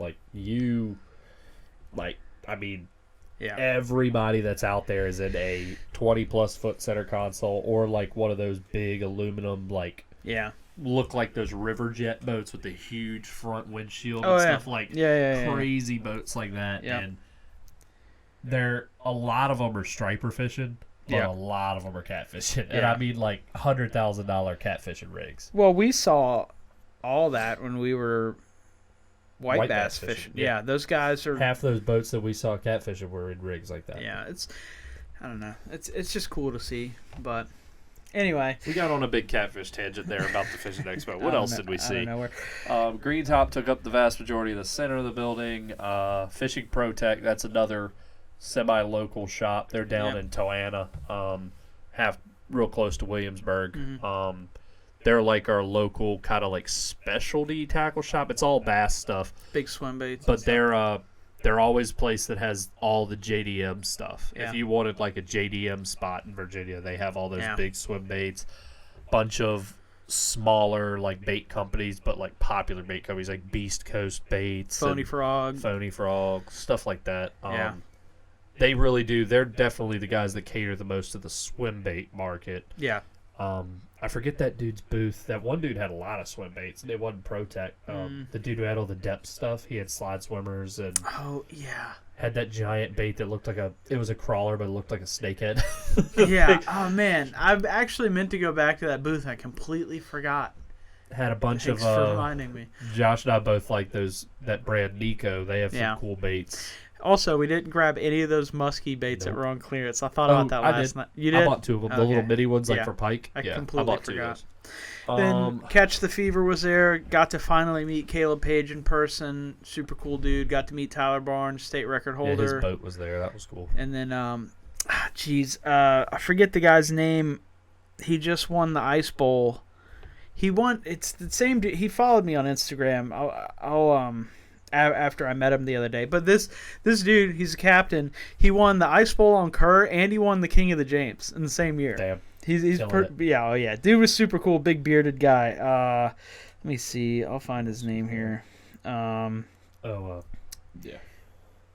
Jeez, where is his name? He was. Darn it, I can't find it now. I'm going back 4 weeks ago. You'll find it. Yeah. But, Bullshed swim baits, they had a really cool setup. Mike Buka and those guys. Here we go. Christian Moore. Yeah. So this guy won the Ice Bowl, which I don't. Can you see that on the camera? Is the camera okay? Yeah, she's paying attention. He won the Ice Bowl and he won King of the James. Let's see, where's it at? If you're listening, you should really go to YouTube and watch this. If you're on YouTube watching it, cool. Subscribe. Appreciate it. But I don't know. He's a cool dude, big bearded guy, like 6'6". It feels like he's just a giant human being. So, but yeah, there's a bunch of cool guys in the Catch the Fever booth. They have all the catfish stuff, Hellcat rods, all of the spider rigging stuff. Got to see both of the mounts of the state record. Tyler Barnes had his boat there. It was cool to see how that was laid out. It's just cool to be around people that are doing big things. Kind of motivates you. I was saying Buka, the Bullshed booth, they had some pretty crazy stuff. Yeah. I always like looking at his stuff. It's crazy how much his baits have changed, like from the original Bullsheds that were, they'd still catch the hell out of fish, but they were like plaster molded and, rough around the edges. Half of them still had Sharpie marks on them where he was cutting them. And now they're like injection molded plastic with like insane paint jobs. And they're really cool. And he's got glides and rats and still multi-piece, got trout baits. He's got everything. You see stuff like that, and it I don't know, at least for me, it's like, I should get into this just so I have a reason to buy this stuff. Yeah. You pick them up, and you're like, I really, really want this, but don't have any use for it. Yeah, they're like $150. Like, well, I can't justify this because I never fished like this. So it makes you want to get into that culture. But that's a cool thing about a fishing expo, even though ours isn't really that large, but you have the biggest name in catfishing, you have the biggest name in swim bait bass fishing. You run into, and a lot of these guys are semi-local. Catch the Fever isn't, but like Mike Buka, they're from Tennessee, I think. Well, Catch the Fever's Raleigh, North Carolina. Yeah, so semi-local, but then you got Phony Frogs, who's in Chesterfield. Down the street. Yeah. Phony Frogs, he makes, if you haven't seen him, the Phony Frogs shad glide is. It's an eastern bait, but there's a lot of guys who throw it out in California. Yeah. It's one of the most popular glide baits on the market, and it's made 30 minutes from here. Yeah. So that's pretty cool. What else was there? Got to talk to Alex McCrickard, Virginia Department. Yeah, one of the higher-ups at Wildlife Resources. Yeah. So that was cool. Finally meet him in person. We've all talked to him back and forth. Yeah. He's in charge of the angler recognition program. So he would be in charge of the many things he's in charge of. He kind of has a big umbrella. But so we got to meet him, even though we kind of give the agency a little crap about the citations. It was cool to meet him, and I don't know, just open that door of potentially working with them someday, or like rubbing elbows with them a little bit. Just bunch of custom bait makers, bass guys, like jig guys and spinner baits and stuff like that. Guys selling feathers. I don't even know if we got time to talk about that. If we still want to we'll gloss over it. We went to this booth, and they had this dude that was selling feathers and with artwork on them. With artwork on them. Yeah, it's important. At first glance, really cool. Amazing. We were going to buy one to put it in the Right. podcast. Very studio. impressive. We noticed they're only $35. I'm like, that's Seems almost extremely low. seems like that's almost too good to be true. Well, the guy right before Grant buys a brook trout version of the artwork, he lets cat out of the bag that they're not real feathers. It's all laser jet printed on a piece of And I will give him credit. Behind glass, yeah. the printing is so good that you can't tell that it's literally a photo. I was impressed by it being real artwork, and then I was disappointed, but then impressed by how well the dude's printer worked. It was amazing. But the printer took a scan of a feather, and until you saw one out of the frame, you had no way to know that was not a feather behind glass. put it this way. 5 years from now, one of those feathers is going to fall off a homeowner's wall, and the glass is going to break, and their world's going to be shattered. Because what the hell? This isn't a real feather? Yeah, it was that good. I don't know. The thing is, he had some cool stuff. A bunch of the Armed Forces logos, a bunch of fish species. Yeah. Had the Screaming Eagle. That would have been cool. Yeah. But yeah, that was one thing. My thing about a lot of these fishing expos, and I'm guilty of it, I think you probably are too. I don't know. There's a lot of small lure companies that come, like Deep Creek Lures, and they make great soft plastics, and Biz Baits, they make great soft plastics. Yeah. But, I know what's going to happen. I'm going to buy a bag. And I'll be like, these look like they would work. I am going to smoke fish on them. Yeah, they're not going to be able And to then get I'm them. going to be like, I got to go online and get them, or I got to call them. And these small bait companies, no knock on them. They're hustling. They're trying to make money, but they might not have the color I want. They might not have the bait I want. I'm not going to be able to get a hold of them like I want to. So I tend to fish way more off the shelf baits. Yeah, I'm just apprehensive to go down that route. But I understand. It's like the frogs I throw for snakeheads a lot. Yeah, I've got some frogs from some smaller companies, but I'm still more likely to throw a big brand frog because I can grab them whenever I want. Right, that's the biggest thing. If Deep Creek Lures or if any of these small bait companies were hanging up in a big box store, you'd grab them just as quick as anything else. But I understand what you're saying. Yeah, for sure. I tend to just do myself a favor and walk past those booths because I don't want to get myself into a pickle. Yeah, I get it. Ocean Seas had a good booth. They were selling those Bantams. I almost bought one of those. But that pretty much wraps it up. We were there with Appomattox River Company trying to push the discount tackle thing. That was kind of cool.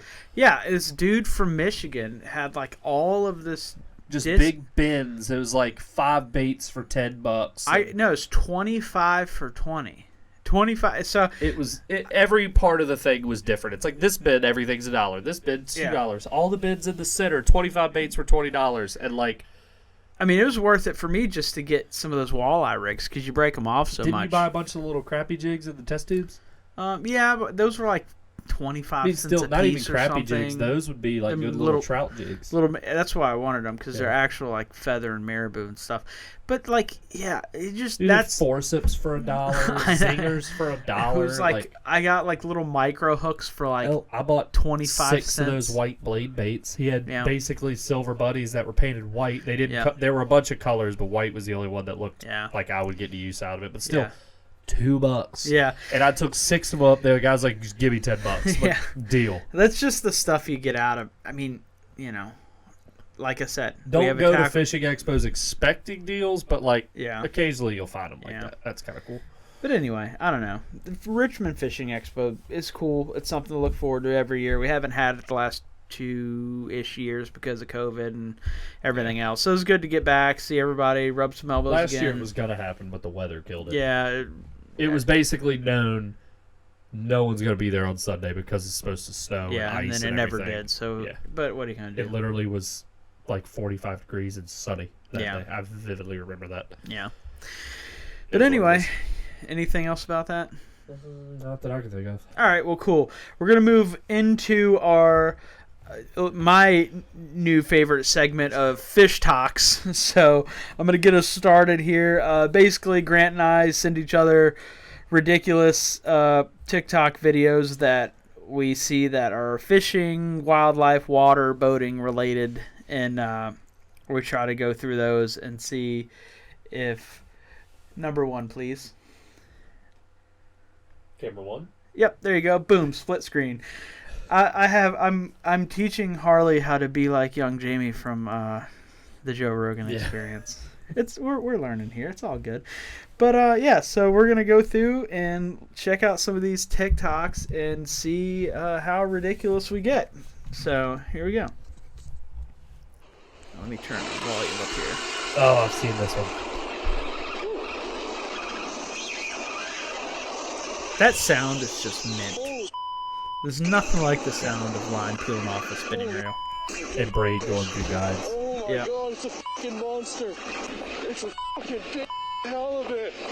Oh my god. Some dude over in like California. Yeah, catch one of those California halibut. 31, which that 31's like the size of the flounder we used to have here.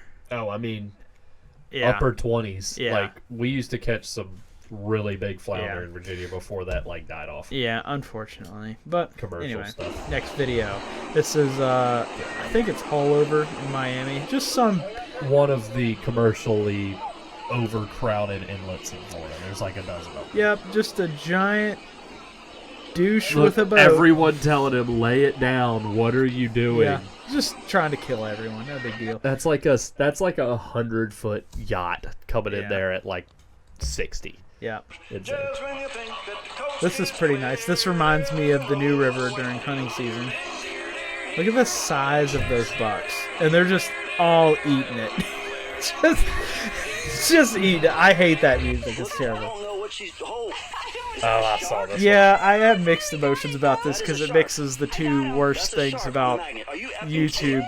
It's magnet fishing and it's a dude that's over enthusiastic about it. What is it? Is it a shark? Somehow this Tell me chick, again. Is it a shark? yeah, somehow this chick, All day it's a shark. somehow, Not at night, just during the day. somehow this chick hooked a shark with a magnet. I don't know. The Anyway, best moving on. shark. Pause real quick. The best shark video of all time is Oh, that yeah. one in South Yep. Carolina. Yeah. From that Myrtle exact Beach. same perspective, Yep.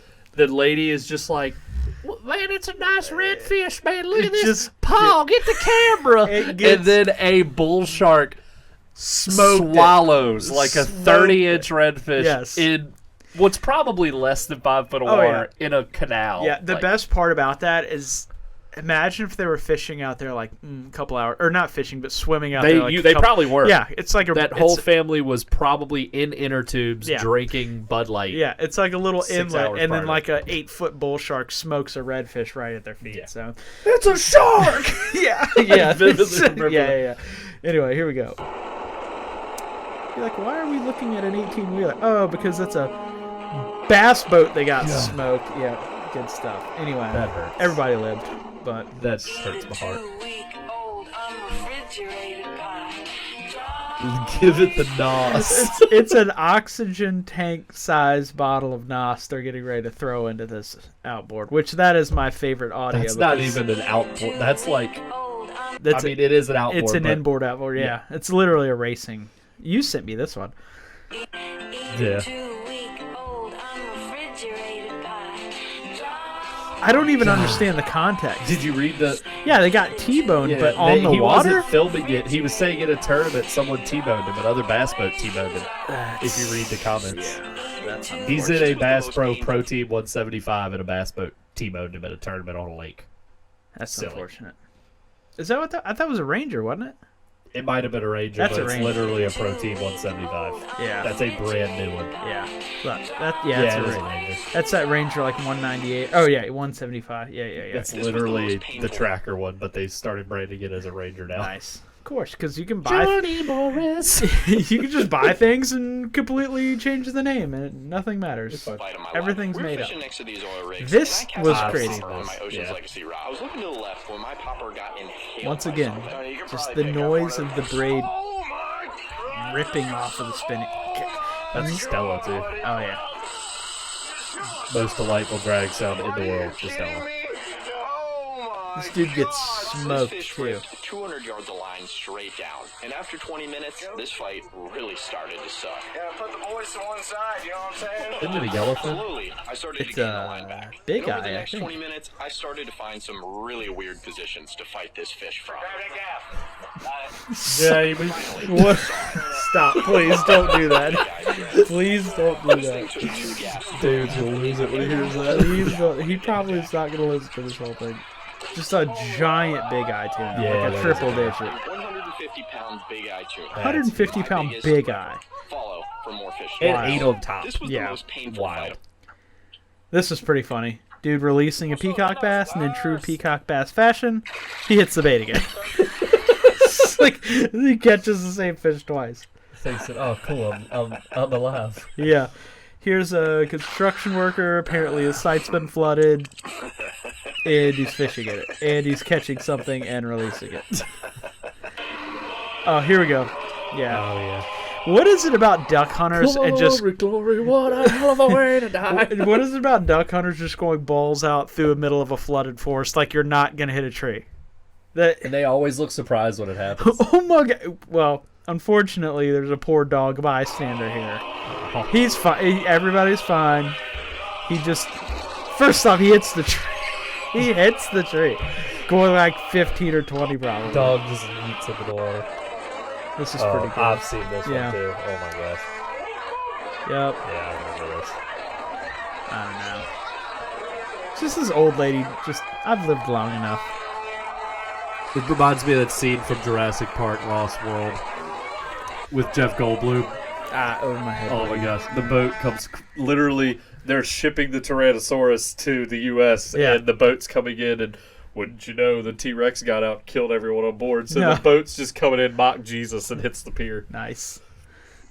Oh, this is something I want to do. Is Murray cod. Oh, They yeah, are yeah. ridiculous. Look at the size of this fish. The one he's catching is already substantial. Yeah. And then it gets eaten at the bank by just... These things look like freshwater Goliath grouper. They're very similar to Nile perch. Yeah. Yeah. They're like a Nile perch that has color. I mean, just... What are we doing here? He just eats a fish that's basically the same size as him. I like those videos where they're like in the outback, and it's like, oh, look at this little pool that's 20 feet wide, Yeah. 20 feet wide, 2 foot deep. Yeah. And he's walking a frog through it and just boom, Gets smoked. Yeah. That there's Murray cod and then there's barramundi. I think a lot of those videos. The are barramundi ones are typically in bigger water. Yeah, but anyway. But yeah. Oh, you're gonna love this one. What is it? I purposely refrained from sending this to you. Okay. You can see the cast net falling there. And I'm Look at looking all for those some bait shad fish. down here. You see it Oh, fall right on I top of already know how this is gonna end Yeah. There's a little bit because of our experience Yeah. doing essentially this without line. This is literally what every single time I throw the cast net looks like. It's like, oh, look at all this shad on the bottom. Then you're like, oh, I nailed him, and you're pulling it up. Nope. Nope. Throw the whole net away. Here we go. here. There's probably water. Got all the bait in the world, boys. We are set for life. Yep. We are set. We're ready. Yeah. We're set. Hang on. Why is it so heavy? I'm going to kill myself. Yeah. Yeah. Looks like they're blue cats. Look at that. Got a Look at whole them all. cast net full I of have been on the blue boat with cats. Josh. Shoot, that's awful. Half a dozen times when this has happened.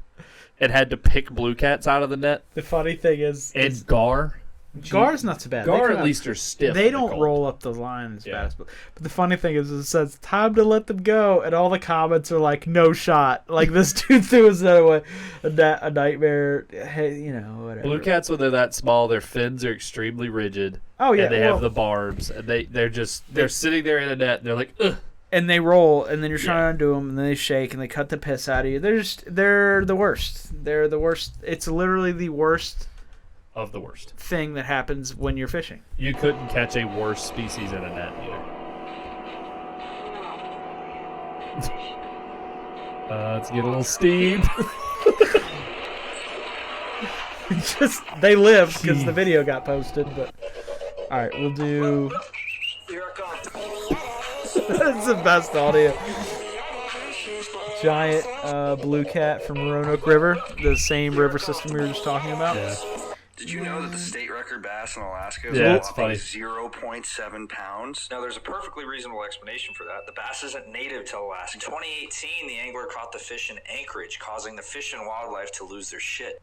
My God! Okay, it's happening. That bass was most definitely illegally stocked. If that population were to grow, it would likely be devastating to the native trout and salmon Which I don't know populations. if That would would. disrupt It's both not like they're gonna livelihoods How grow. long and is the their growing economy. season in Right. Alaska?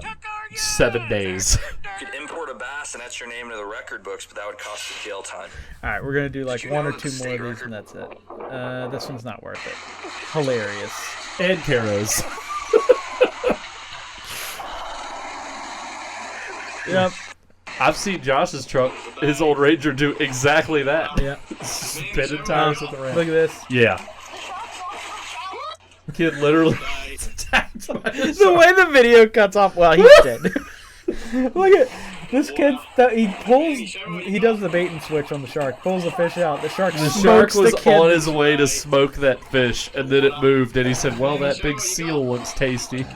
Welcome to the Middle Bay. Sensitive content. Oh, it's nothing. Red.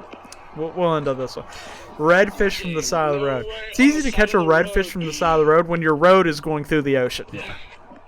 Redfish on the side of the road. Get out of here, bro. Oh, it's a tank.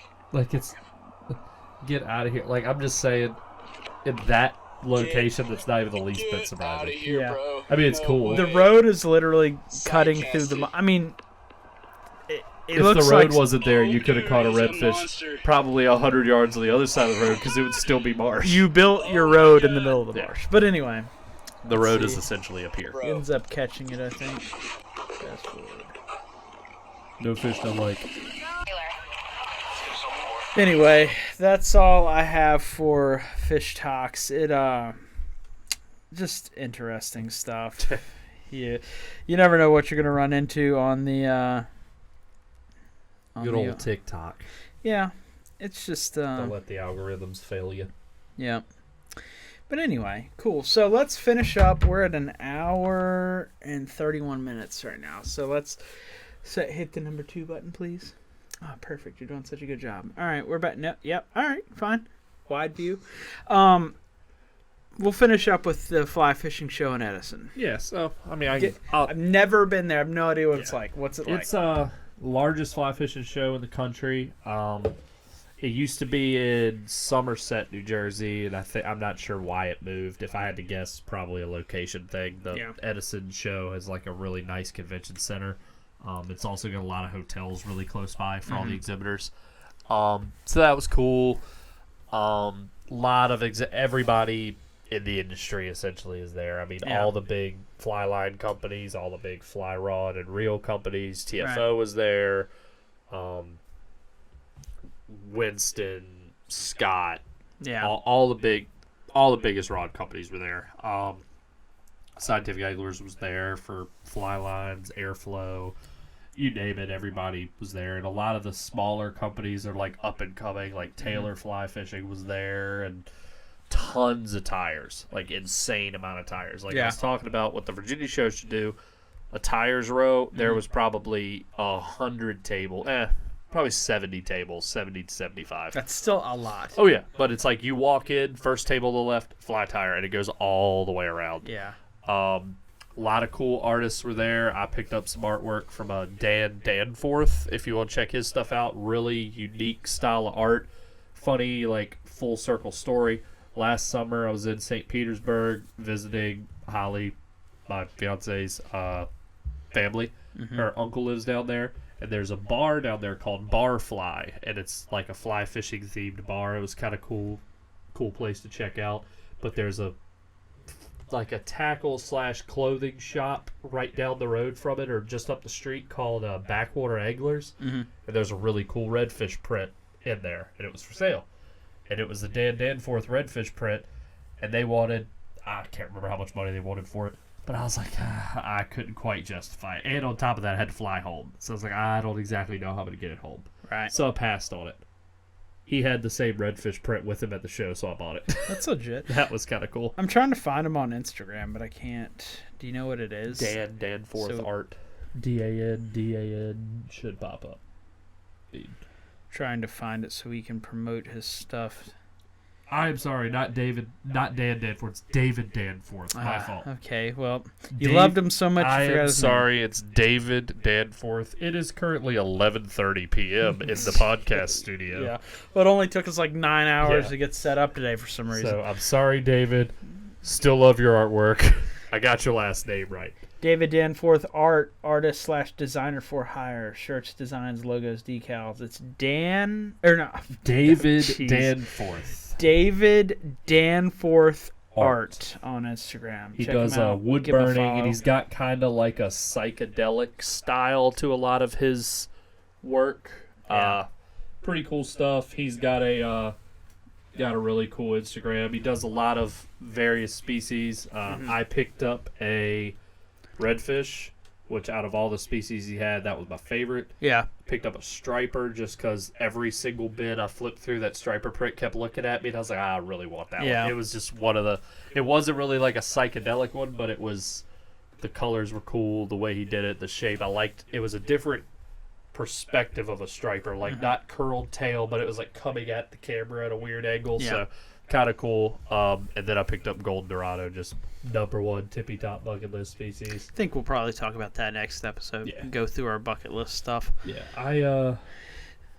Yeah, so there's actually up close to the golden dorado, so That's sick. it's kind of cool. And then the striper, I know I took a pic. There it is. The striper. See, it's like a different angle Yeah. that a striper's at, and then the redfish print, the one that I wanted when I was in St. Pete. Crap, it's naturally I took it sideways, but Oh, that's cool. That one. Yep. So Legit. you can kind of see that one. Yep. But yeah, that was the main thing I picked up. Another big thing with fly tying, if you know, is hackles, like feathers and stuff. There's a guy, Keyhoff Hackles. He runs a fly shop, but he's known to be one of the big feather distributors. So picked up some hen stuff to tie game changers from him. He's always got he's got the really high grade stuff, and then he has like the kind of lower grade stuff. The feathers are still really nice, but the colors might not be perfect. Yeah. And works great for game changers because when you're palmering a feather around the hook, if the color's not perfect all over the feather, you're not going to Doesn't notice really it. matter. So it's nicer for that. Picked up some hackle. I think it's really the only stuff I bought. A lot of lodges were there. A lot of clothing companies. TCO Fly Shop had a bunch of clothing. What's on the sale. size in comparison to like the Richmond Expo? Like Building is probably 1.5 times the size, Okay. but it's wall to wall. Yeah. I mean, it was packed. loaded. 4 different casting ponds. Wow. A lot of big names doing the casting instruction. Right. Pretty much anybody you could think of was there. Like random states had their like tourism people there. Like Maine was right across the aisle from us. They had That's a cool cool. thing.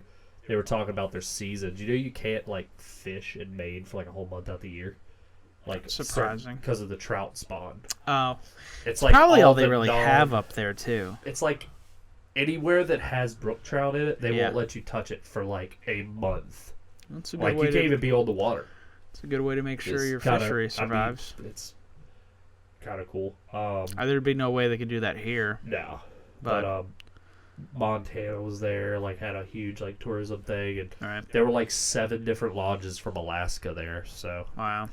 yeah, That's cool. You They see were those like Midnight Sun guys or whatever. they weren't there, but there were 5 lodges that were on the same river, and they were at one point the highest one to the lowest one were 150 miles apart, Wow. and they were all on the same river. That's crazy. Yeah, and like the upper lodge is all trout and grayling, Mm-hmm. and they don't get salmon that far up, or if they do, it's like you don't fish for them anymore. Mm-hmm. But then like the next lodge down is like, oh yeah, we've got the longest season. You trout fish all summer, and then as it starts getting cold, the salmon are just reaching us. Right.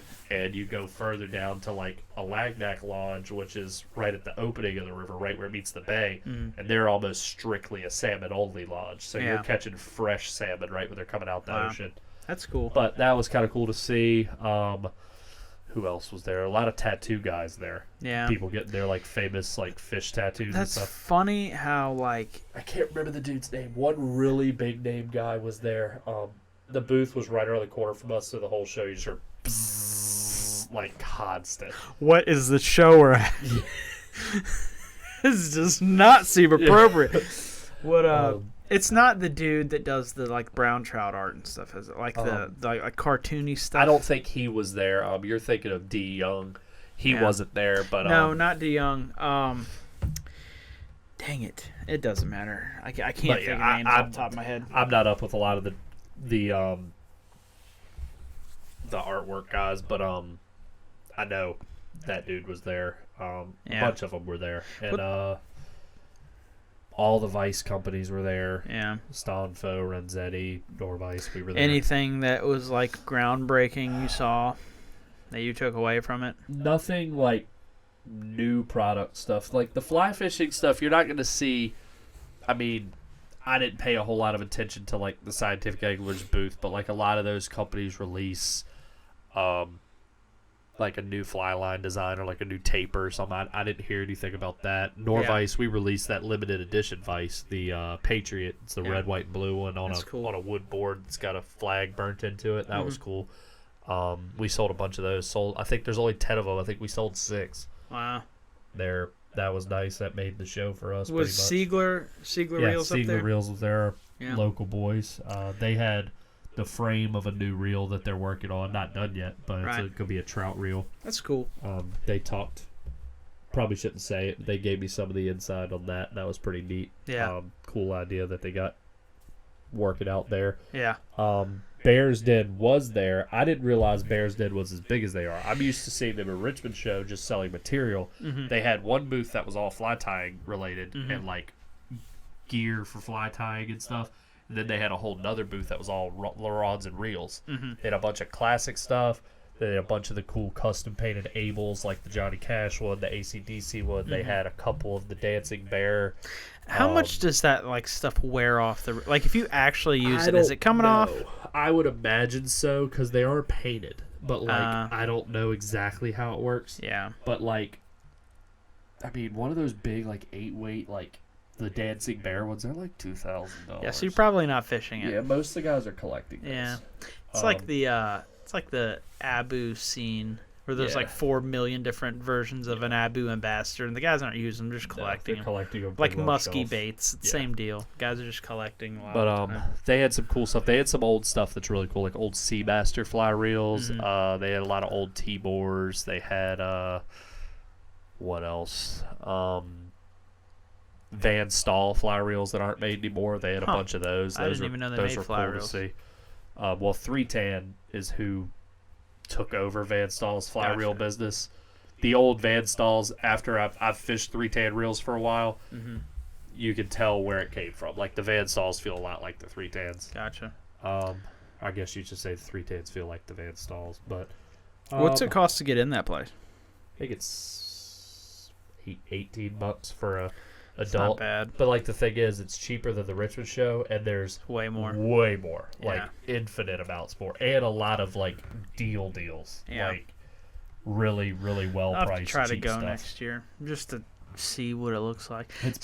It's worth going. Same with like iCast. My plan next year is take the train. Yeah. I'm gonna take the day off Friday. The show's 3 days. It's Friday to Sunday. Yeah. We'll probably take the day off Friday, get up early, get on the train at like 5 in the morning. Mm-hmm. You'll get there a little after, probably like 2 o'clock in the afternoon, and still get a couple hours into the show on Friday.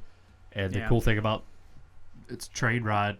Yeah, you don't have to do anything. You just sit there. I could set my Vice up on the train and just sit there and I might see if I can like for sneak into the 9 hours. Norvice booth next year. Maybe it's really not that crowded at that show. We got plenty of room. So see if maybe our website's killing it and we can have a reason to go up and promote or something. I don't know. We need to go to iCast too. Yeah. Dave and I have been talking about that. We just need to kind of feels different like people that we work with are like, hey, anybody want to go? Just shoot me an email. Yeah, Luther with Yak Attack. I mean, everybody's looking for people to work iCast. I think with the media stuff that we're doing now, it'd be good for us to go. And like we walk around shows. If I started walking around iCast, you'd never see me again. You need money. Well, nothing's for sale at iCast. Oh, you can't buy anything there? Oh, I didn't know that. Well, shows you how much I know about It's just an industry iCast. show. It's not a fishing show. You have to be in the industry to go. Like, you have to have a pass to get in. Well, we're in the industry, so we Yeah, need to but, go. like, my thing is, like, HotRodsWillTravel.com. if I left the booth like we do in Richmond just to, like, do a lap. Gone. Yeah, we it'd need be to like, go. oh, the show's closing. I did nothing. Yeah, but we need walk to go around. separately and like help out the guys we know if they need help, but we need to not go with them. We need to go on our own. Just I don't know. Yeah, I'm trying to think of anything else at that show that I saw. It was, I mean, it was busy. That was one thing. Saturday was just crazy. I sold my old Regal Vice to a dude at that show. He met me up there on Sunday and bought it. Yeah, I seen you had that for sale. I was curious what happened there. Yeah, he met me up there. He was kind of being a jerk. He's like, 400 shipped. I'm like, I'm asking 425. He's like, okay, well, 400 shipped. I'm like, how about this? No. I was like, I'm trying to get 400 out the Vice. Yeah. I don't know. I was like, I'll come clean with you. I don't know how much it's going to cost me to ship it. Yeah. I was like, how about this? Send me 425 on Venmo. Yeah. I'm going to ship it. I'll send you the receipt, take a picture of it, and then Yeah. I'll send you the difference. Yeah. 400 shipped. I was like, wait a minute. I looked at where this dude is. I was like, you know what? I was over it. I'm like, whatever. It said he was from Middlesex. And I'm like, that's in Virginia. I was like, hey, maybe we can meet halfway. Middlesex, New Jersey. I was like, what? Oh, New Jersey. Upper Sex, New Jersey. Any chance you're going to the Edison show next week? He's like, yeah, I'm going to be there Friday, Sunday. I was like, $400 cash pickup. He's like, sounds good. You would have lost me to begin with. I don't do well with those situations. I was real close to being like, not interested. I'm going to keep whatever. it just out of spite. He ended up being a really nice dude. It's just like that northern abrasive. Yeah, it's a different vibe from down here. But yeah. But anyway, he was fine. So sold device, sold a bunch of flies at that show. I did real well at that show. Right. A lot of striper guys up there, so I took a bunch of like striper stuff I was catering to. Mm-hmm. Had one fly, Braden and I, by the end of the show, we were calling it the cursed fly. Beautiful tinted feather game changer, just as pretty as it could be. Gray back, blue side, chartreuse throat, like beautiful. 70 people picked that fly up. Walked around, man, that is just as beautiful as it gets, man. I don't know how anybody could ever fish it, man. That's just unbelievable, man. Yeah. I was like, hey, it's for sale. All right. See you later. Set it back down. Like, okay. Sunday, Yeah. I left the show at 4:30 when the Eagles beat the crap out of the 49ers. Relax. But that was funny, too. It was the same day as the Eagles game in the NFC Championship. Every TV in that place had the Eagles on. Yeah. But I was literally packing my box up, like putting my Vice in my go box, like getting ready to leave. Yeah. Still had that fly up there. And dude's like, hey, man, I was told to talk to you about snakehead flies. I'm like, yeah, what's up? I got some stuff. This one's great. I was like, I got some stuff for sale. He's like, oh, cool. And, you know, he grabbed a few of these sliders that I tied, grabbed a couple poppers, grabbed one weedless thing. And he's like, man, what about these tinted feather changers? You throw these at snakeheads? I'm like, nah. The feathers ain't going to last a whole lot. Fish with teeth. Yeah. He's like, well, I do a lot of bass fishing too. He's like, how much for both of these? I was like, I'll sell you both of them for $40. He's like, Yeah. all right. I was like, Yeah. huh? Yeah. And I put them in the bag and I showed Braden. I was like, yo, they're both gone. He's like, yeah. Yeah. It was kind of cool, like minutes before I left, and the That's dude bought funny. them, so that was cool. Yeah. But yeah, Gotcha. I mean, that's a show. This was my first year going to that show. I plan to definitely go to that one every year from now on. That's solid. That's solid. We ate at a restaurant Saturday night. I can't remember. It was some kind of like a Roadhouse bar like deal, but it's a chain. Obviously, Texas? no. Not But Texas Roadhouse? we were trying to go Longhorn, and it's in the same fancy. parking lot as Longhorn. Right. But Longhorn had a 2-hour wait. This place had a 10-minute wait. And we were like, I wonder if that's a little iffy. Everybody eats there, gets diarrhea. Well, I That's was like, why. I wonder what the deal is with that. And food was great. We walked in. I was like, how long's your wait? Because I saw Roadhouse had a 2-hour wait. They're like, Yeah. 15 minutes. Like, Why? this works. They're cooking Whatever. squirrel. We're hungry. Yeah. So that was cool. But Yeah. stayed in a nice hotel. Beds were comfy. That's solid. Shower had the most water pressure I've ever felt in my life. Thought my skin was going to fall off. It's always appreciated. Hilton is not playing around. No, they don't. I had a good year for work last year, so I finally got out of the motel. Or not, I think it was 21. Well, last year was a little rough, but 21, in the middle of COVID. It was the year we stayed at the Hampton Inn. Yeah. We were walleye fishing. You can tell how work's going when We you go went from the motel to motels Hampton Inn. Yeah, it's like, oh, man. We're Hampton Inn people now. You mean I don't need to look Check in my these room for bed bugs? You mean I can just go to sleep? I don't have to, like, Lift I the mattress. still remember when we stayed there. We looked on like Expedia or whatever, like just scrolling to find hotels. Like, this place is $100. Let's just go here. Yeah. It's nice to know that when we first started fishing together, we were like, yeah, let's split a $69 motel room with 2 queen beds and a freezer that doesn't work. Yeah. And a shower that doesn't have a head, and bed bugs. One time you stayed there and ran away. It was the last time I stayed there too. Well, yeah, it should have been. Well, But anyway, we graduated to now we can afford to split up a Hampton Inn hotel We're doing room. real good, you could say. We walked we're into that mildly place. successful. We walked into the place and asked the dude, like, "Hey man, you got any deals?" He's like, "Sure." It's like $80. Like, Which okay. which one was this? This is the Hampton Inn we stayed at. Remember, you slept till like 9:30 because I couldn't get you to wake up. What were we fishing for? Walleye. Oh, so it didn't matter anyway. It was going to be miserable. Well, we caught the fish the first day, so the second day was pointless. You just need to relax. I know what I'm doing. It's fine. We caught the fish the first day. It's being in tune with your environment. We didn't have to get up that early. That was the time we had those ridiculously good subs. Yeah. So I was probably in cardiac arrest. That's why I was sleeping till 9:30. 48,000 calories of like onion one rings shot. and pulled pork on a bun. That was just in the mozzarella cheese as that much calorie. Yeah, dude. It was. We can't. I'm hungry. We can't talk about this right now. It's actually time to go back up there and fish for walleye. So we need to get back on that soon. Yeah. But it was good stuff. It's. We'll end with the bedbug story. And that's a good one to end on. We've been staying at this. I was supposed to go with you on that trip, and I didn't because they wouldn't let me off work. For. Walleye, muskie, smallmouth. I think. No, yeah, you were. You were fishing behind the dam. Yeah, smallmouth. So we go up. It's just outside of Blacksburg on the New River. It's this little motel. We stayed at it for. We won't name it. Yeah, no, I'm not gonna kill it. We're not gonna do that. Not that anybody would care, but we have such a good outreach. This is gonna kill them. Yeah, till this blows up and we sink their business. No, we stayed there for years, and it was just a little motel. We stayed there like 5 times. No, we stayed there more. I stayed there more than 5 times. I think I personally have stayed there 5 times. At least, but give or take, whatever. I mean, we stayed there with Connor that one time too. We've stayed there. We've stayed there more times than you think. Remember when he broke like 14 rods? I didn't break them. He broke them. Trying to move your shit. I had nothing to do with it. It's not my fault. Connor's careless. Josh shows up to go on a smallmouth float trip 2 days after he got back from a Florida / like.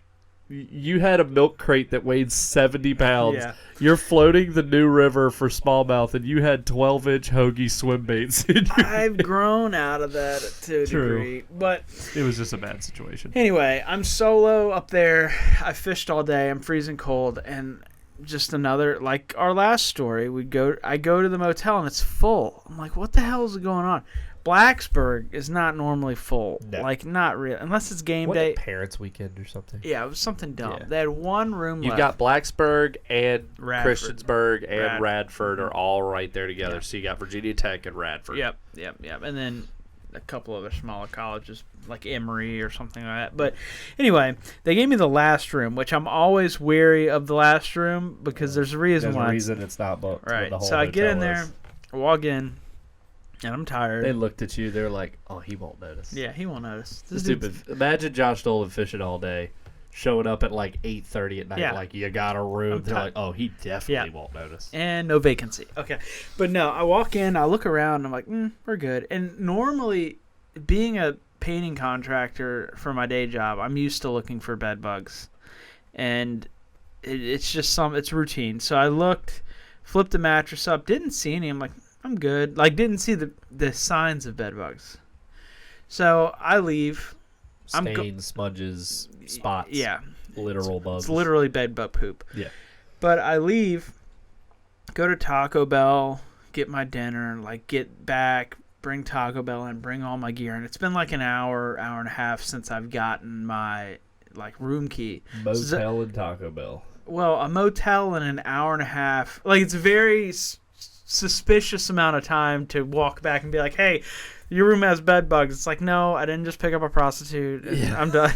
like, no, your room really has bed bugs. Don't need this anymore. So, yeah, basically, I've stayed in a pay by the hour room, which I didn't realize was a pay by. I'm pretty sure we did when we went white bass that was fishing. in Marion. No, I was brown trout fishing in Marion, Virginia. I didn't realize till I read the reviews after I left. A year later, I was going to go back there, and all the reviews. I have a disease now. It's a nice place, other than the fact that you pay by the hour, and I had stayed there a year prior and had no idea. So, clearly a great track All the record. wonderful places. Great fishing pursuits. Yeah, took us. great track record. But anyway, I get in this room. I'm putting all my stuff down. I lay down, turn on the TV, like on top of the comforter and all that.